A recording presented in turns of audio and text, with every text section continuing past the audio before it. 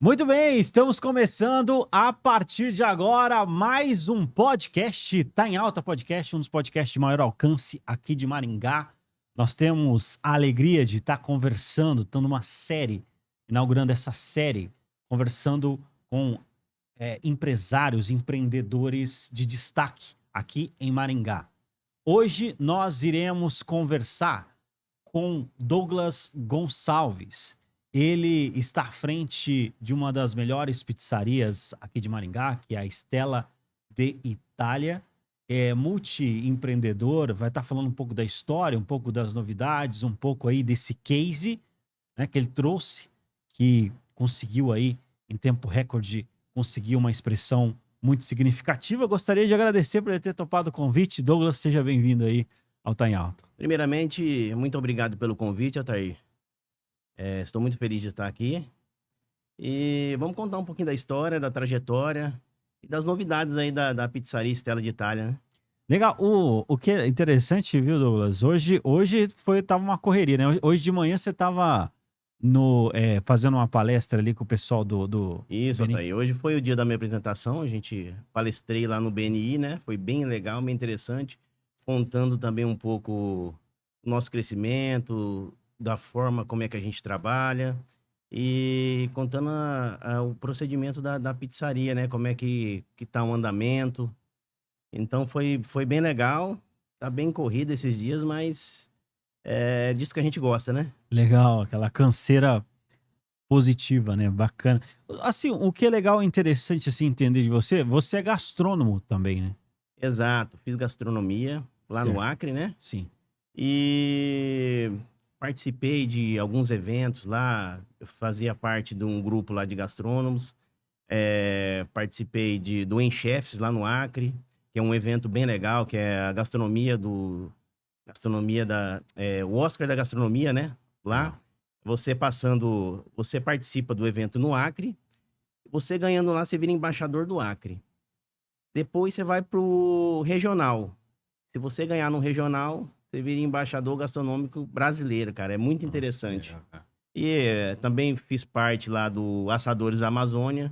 Então participei de diversos churrascos em lugares aqui do Brasil, né? Na época do Fernando Sorocaba.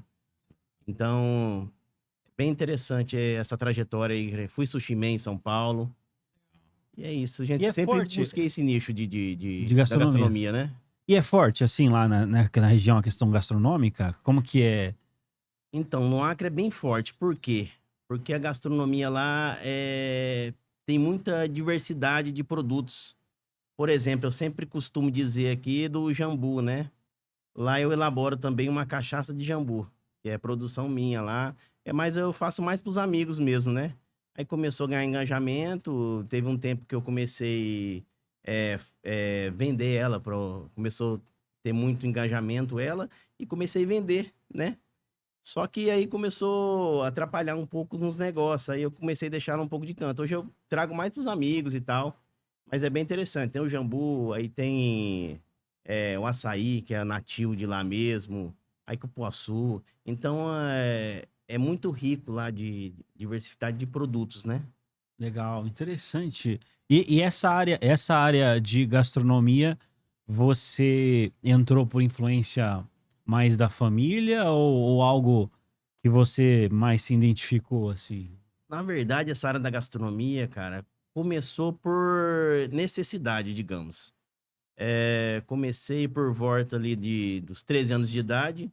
Eu tinha um irmão que trabalhava numa churrascaria. E aí, com 13 anos eu comecei, fui pra essa churrascaria. Com 13 anos eu comecei a passar carne lá. E basicamente os caras me adotaram lá, cara. Eu Aham. virei um mascote do pessoal lá, sabe? Que eu era pequeno. E o gerente lá virou muito meu amigo. O cara era como se fosse um pai pra mim, sabe? E naquela época, a gente fazia rodízio, né? Então eu só passava linguiça e frango naquela época. Usava uma faquinha de serra, né? E Ah, passava, e aí foi crescendo na área da gastronomia. Fui pra pizzaria, acabei. Tentei sair de algumas formas, também fui pro lado da metalúrgica lá, de firma, fui fresador. Só que não aguentei, não. Eu acho que o meu nicho mesmo era ramo alimentício, cara. E acabei voltando. Sempre tinha alguma coisa que eu voltava para alimentação, né? Para restaurante. Acabei indo pro Acre em 2008 e lá que diversificou mais ainda a minha vontade de trabalhar com restaurante, com gastronomia.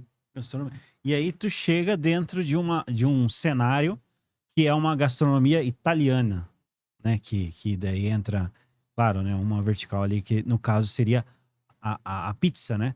E na Itália, assim, é muito característico a questão da pizza, massa, né? Exato. Essa questão da pizza, eu trabalhei lá no Acre, agradeço um patrão que eu tive lá, né? Que era uma pizzaria bem tradicional, era das melhores do Acre lá, que era, digamos assim, que era da galera, assim, da alta gastronomia lá, né? Sim. Então, eu tive a oportunidade de conhecer muitos produtos nobres. Pô, naquela época, por exemplo, o presunto de Parma era muito difícil para lá. Então, tive conhecimento do pepperoni e ele trouxe muita... Ele já tinha vindo do Rio também, do Rio de Janeiro, e trouxe essa questão da massa de pizza diferente, Tá. da longa fermentação. Então, a gente aprendi muito lá. Quando eu vi que eu já estava preparado para o mercado, fui gerente dele 6 anos, eu vi que eu estava preparado para o mercado, foi aí que eu resolvi montar a minha própria. Sim. E aí, e assim, foi algo que deu muito certo, né? Assim, a gente consegue. Eu tive a oportunidade de visitar e a gente vê a aderência, né? O pessoal realmente. Você tem clientes que são recorrentes, né? O pessoal volta, né? Porque tem lugares que a pessoa só vai uma vez, né? E realmente ali o pessoal. Eles têm um hábito ali, né? De estar com frequência. Em Altair. E o que eu acho bem legal ali, cara, é que a gente trata o cliente ali como se fosse amigo, cara. Então acaba virando um amigo da gente mesmo. Tem cliente que vai ali, às vezes o cara não consegue nem comer a pizza, que a conversa fica tão boa. Verdade. E, pô, tem cara que vai ali só pra conversar com a gente, que é interessante, é legal. A gente dá atenção, sabe? O atendimento, eu sempre prezo muito por essa questão de atendimento, cara. Tentar dar um atendimento de excelência. E eu sempre busco estar ali também, sempre na pizzaria, é, vendo os acontecimentos, se está sendo bem tratado e o andamento ali, né? Como é que anda as coisas, né? O que é legal, assim, eu até sugiro aí, se você tiver interesse, cara, dá até pra montar um PizzaCast ali, né? Interessante, Né? cara. Porque, não, o pessoal gosta da resenha, né? Gosta de Exato. conversar. Você coloca uma câmera ali e tal, vira conteúdo. Olha, isso é interessante, cara. Eu vou pensar nesse caso aí, viu? Não, É muito legal. tem um cara que ele fez isso na barbearia, sabe? Aham, Eu tô falando isso aí, o pessoal que acompanha sabe que a gente é da resenha. E às vezes a resenha pode acontecer em qualquer lugar, né? correto. E o pessoal fazia na barbearia. O pessoal ia lá, fazia a barba, enquanto tava fazendo a barba, tava trocando uma ideia. Então, cara, é tão interessante que às vezes o cara vai ali, quer tomar um vinho, toma uma cerveja, e aí o cara começa o cara começa a virar amigo da gente, cara. É tão Legal. interessante, a gente acaba criando um laço ali e acaba virando cliente fiel. Inclusive, na pizzaria, o que que eu queria? Eu não queria que ela alavancasse de uma vez, eu queria gradativamente ir construindo um relacionamento com os clientes para ela ir alavancando, né? Sim. Levantando e tal. E aí eu não contratei marketing no começo. Hum. Então, os meus próprios clientes que faziam o meu marketing, que recomendam. O meu primo veio aqui, comprou uma pizza, falou de você, e começaram a me recomendar demais, cara. E isso aí foi ganhando muito nome a pizzaria. E eu vou falar pra você, o tanto assim que a gente trabalha nessa área de comunicação, né? De marketing, essas coisas. O melhor marketing, vamos colocar assim, né?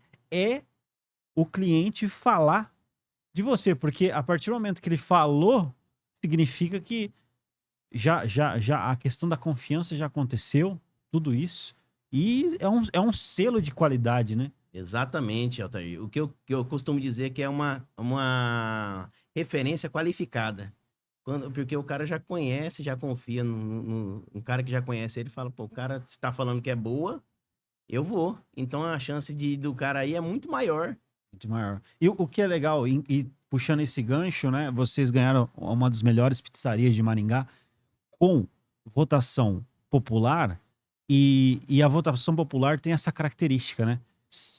existem votações, só para o pessoal entender, existem votações por júri e existem vários métodos de pesquisa, mas o método de pesquisa popular, ele é um selo de qualidade ali, né? Porque, querendo ou não, pode ser os clientes que estão votando, pessoas ali que lembram de fato Exato, da... Altair. E esse reconhecimento assim me pegou de surpresa. Fiquei bem contente. Eu cheguei a ganhar 2 premiações, né? E a gente tem pouquíssimo tempo de pizzaria ali. Nesse 1 ano aí, a gente conseguiu conquistar esses prêmios. E é só agradecer a cada cliente que tirou um tempo ali, o cara tirar um tempo para fazer a votação. Isso me deixou completamente em alegria, sabe? E a gente vê que já a gente tá no caminho certo. Com certeza. Isso é interessante. E puxando, assim, em relação à história, para entender, né? Como que é a história da pizzaria Stella de Itália? Então, cara, é uma história bem interessante. É, eu tava residindo no Acre, né? Minha mulher passou aqui numa residência, eu não tinha interesse, os meus negócios é no Acre. Sim. E eu não tinha interesse em vir pra cá, pra Maringá. Falei, vou começar do zero lá em Maringá, será que dá certo? Não dá?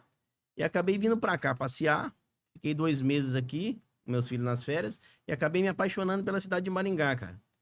Aí meu pai ficou responsável lá pelos negócios lá no Acre, e acabei vindo pra Maringá. Falei, vou tentar aqui, vamos ver. Passando o tempo, eu criei eu não conseguia ficar em casa. Eu falei, preciso arrumar uma dor de cabeça, cara. Preciso montar alguma coisa. Deixa eu ver o que eu posso montar aqui. E eu tava com a ideia. A minha ideia era só delivery, né? E aí comecei a ver alguns pontos e tal. E aí a história é interessante porque o primeiro ponto que eu vi foi esse da pizzaria. Só que não era pizzaria, era pastelaria lá. Só que na época tava inviável pra mim. Eu tinha uma viagem marcada pra ir pro Acre, ficar um tempo fora. E aí até eu fazer a montagem de pastelaria, comprar equipamento pra pizzaria e tudo mais, ia ter um tempo muito grande pagando aluguel e tal. E eu achei que não era viável naquele momento. Aí fui pro Acre. Quando eu voltei, o cara tinha comprado a pastelaria. Esse cara começou o projeto da pizzaria. Então ele tinha comprado o forno, tinha comprado. Então começou esse projeto da pizzaria.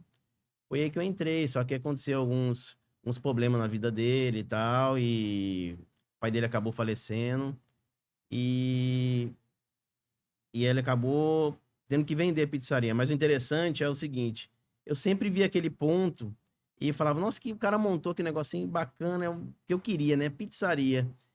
E eu sempre passava lá, sabe? E tinha um amigo meu que morava perto ali, eu falava, rapaz, dá uma passada lá, vê se tá aberto. Aí um belo dia eu fui comer uma pizza lá, e aí ele comentou comigo que tava vendendo a pizzaria e tal. Falei, rapaz, é agora.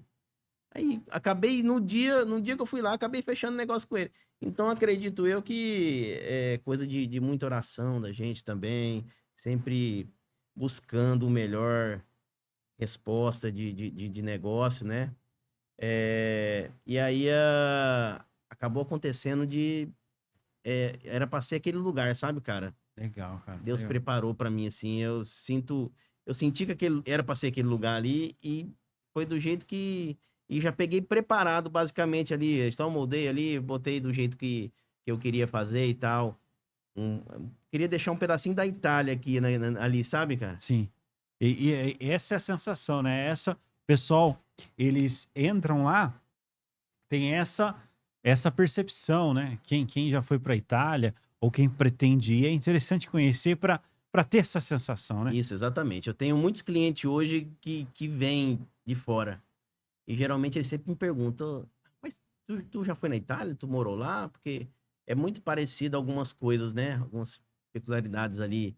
Então a gente trouxe um pedacinho ali da Itália mesmo, tentando, trazendo a tradição deles mesmo, cara. Que legal, cara. Bacana demais. E o que destaca, né? A gente tem feito esse processo aqui de entender, né? A gente fez ali, fez parte de uma premiação histórica que em Maringá nunca tinha acontecido nesse formato. E nós registramos ali os melhores ali empreendedores de várias áreas. Não é? Assim, foram diversas categorias, nunca teve nesse formato. E é legal, assim, a gente ver que você trabalha com várias novidades, inovações dentro desse ramo, né? Você estava falando sobre a... Eu vou deixar você falar, mas uma das que me chamou a atenção, queria que você falasse sobre isso, sobre a pizza Monjaro. O que é isso? Como Pizza assim? Monjaro, então. A gente sempre tem que tentar inovar e fazer o diferente, né? Não adianta a gente trabalhar na mesmice. Eu creio eu que deve ter cerca aí de 200 pizzarias hoje em Maringá ou mais.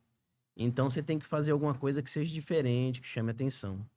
Então a gente trouxe, como tá essa onda de Monjaro, acho que, e no ramo da alimentação, a gente tá tendo que inovar, né? Sim. Então eu trouxe uma pizza de baixa caloria, né? Massa mais fina. Aí eu tenho uma pizza que ela é a Monjaro Meat, que é uma que vai frango, né? Ricota, queijo de baixa caloria ali. Então a pizza. E eu tenho a pizza de abobrinha, cara, que eu faço também, que é uma pizza Monjaro também, muito boa. Legal. Ela vai abobrinha e tomate seco. E puxando esse gancho, quais são as novidades que você tem lá? Olha, uma novidade bem interessante que o pessoal gosta, né? Que a gente trouxe. O salva-borda, né? O pessoal comenta muito do salva-borda. Geralmente eu vi ali a nossa pizza, é uma pizza napolitana, né? Que é uma borda mais alta ali. E eu via que o pessoal, eles comiam a pizza e costumavam deixar um pouco a borda ali. Falei, pô, eu vou arrumar um negócio pra essa borda, não pode desperdiçar. E aí a gente elaborou uns potinhos. Aí você molha ali, tem cheddar, tem Nutella, tem chocolate branco, chocolate preto. Então aí você chucha ali a borda, né? E come e vira uma sobremesa ali, cara. Isso é bem interessante. O pessoal gostou bastante. Caraca. Eu vou falar pra você, eu acho que agora é o momento da gente falar um negócio, o pessoal ficar com água na boca lá. Tem um tipo lá que a gente viu lá que é referente a vinho. Como que é isso daí? Então, a gente tem uma extensa carta de vinhos lá, né? Tentei trazer um pouco de vinho para cada Não, eu gosto. falo assim mais da massa. Que é. Ah, sim. Correto. Essa é uma história, eu vou começar a contar uma história para vocês Sim, sim. sobre essa massa de vinho, né? Há cerca de 20 anos atrás, eu sou paulista, né? E eu comi uma pizza lá. Ela era feita com massa artesanal, feito com vinho tinto. E eu comi essa pizza, gostei demais. E aí passou o tempo, procurei em tudo quanto é lugar que eu ia, perguntava se existia essa massa e não achava nada. Eu falei, rapaz, eu vou elaborar uma massa que seja feita com vinho tinto. E então a gente, depois de vários testes, eu consegui chegar numa massa bem interessante, né? Que ela é feita com vinho tinto. Aí você tem a pizza, por exemplo, uma pizza de 4 queijos fica perfeita ali, com a massa de vinho, né? Que legal, cara. Interessantíssimo isso daí, né, cara? Que diferente, né? Eu nunca tinha visto isso, nunca tinha visto. Além disso daí, tem pizza Monjaro, Pizza Monjaro. pizza. Olha, O mais pedida lá qual que é? Hoje a minha mais pedida lá, cara, por incrível que pareça, como a gente usa requeijão original, né, catupiry, a minha pizza chefe lá hoje é frango catupiry, vende muito. Só que a nossa pizza hoje portuguesa, a portuguesa premium, que ela vai presunto de Parma, cara, sai bastante. A nossa Stella Premium também, que vai frango, lombo canadense, catupiry, ela sai muito. E eu tô com uma novidade agora que o pessoal tá gostando bastante, que é uma pizza de queijo brie. Eu vou botar no cardápio agora essa semana. Olha aí. Ela é de queijo brie, deixa eu lembrar aqui, queijo brie, amêndoas e mel.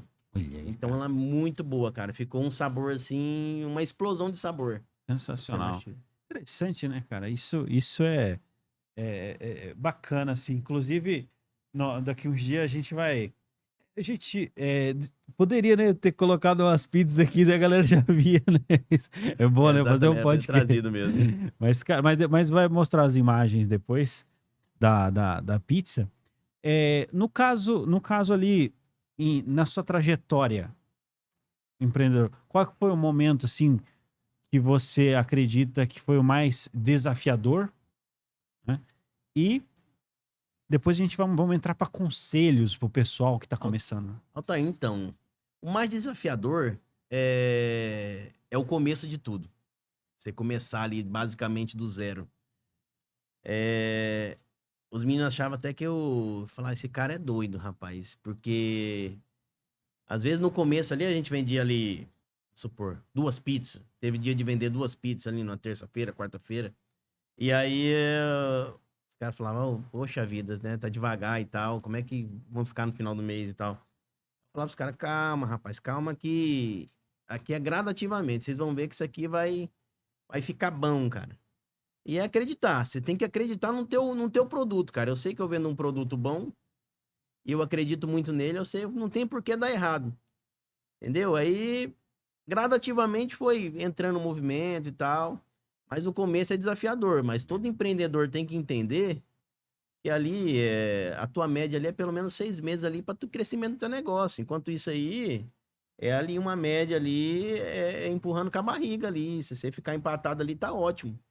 E aí, gradativamente, que você vai levantando teu movimento. E como, hein, deixa eu falar pra você, muitos empreendedores, aliás, muitas pessoas acabam desistindo nessa fase, né? Que é falar que é a fase de Uhum. ridicularização, né? Você fala que vai fazer, ou alguns chegam até falando assim, ah, como que tá a empresinha lá, né? Ou Então, e tal, e alguns riem e tal, enfim, como que. Altair, uma coisa assim que é bem particular minha, eu falo pro pessoal, né? Que eu falo que quem cresce grande é monstro, né? Quem é grande, que já nasce grande, né? É, É, a questão é o seguinte, cara. Todo mundo que eu vi que, que, que monta uma empresa e faz aquele coquetel que cresce de uma vez, a empresa ali dura 6 meses, 7 meses. Ela começa por quê? Porque você não tá preparado para aquele movimento, cara. é. E acaba deixando a desejar. A primeira impressão é que fica. Por isso que eu sempre bati nessa tecla de crescer gradativamente. Porque se explodisse de uma vez, eu não estava preparado para aquele movimento. Tanto é que a pizzaria teve uma proporção tão grande, devido às premiações e tal, e explodiu. Acabei tendo uma demanda muito alta. Então, para mim não atrasar pedidos e tal, eu tinha que desligar o iFood, cara.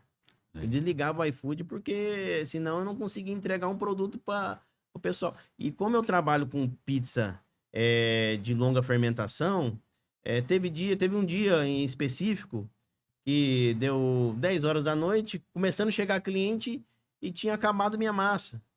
Eu tinha massa lá que eu tinha batido no dia. Só que eu trabalho com massa, o que eu vendo é uma massa de longa fermentação ali, que é de 48 a 72 horas a minha massa. Então, se eu fizesse aquela pizza pro cara, não ia sair do jeito que eu prometi para ele. Então, eu resolvi não vender. Ah, cara, hoje, infelizmente, a nossa massa encerrou. Hoje encerramos nossa atividade aqui. Peço desculpa para vocês. E encaminhei para ele depois no outro dia para ele ofereci um desconto na próxima venda para ele, pedi desculpa. Só que pra gente não vender um produto que não seja Sim, a com certeza. expectativa dele, né? Porque é a primeira impressão que fica. Legal. E assim, hoje, trazendo assim, a gente está indo para os momentos finais, né, do podcast. Mas o que você considera hoje o principal erro que a pessoa comete na hora de montar um negócio dela, de empreender? O que você. Qual que é a sua Principal visão? erro hoje, cara, felizmente, as pessoas acham que é fácil montar um negócio. E acaba fazendo. Ah, o cara quer montar um negócio, já acaba, contrata mais do que é devido.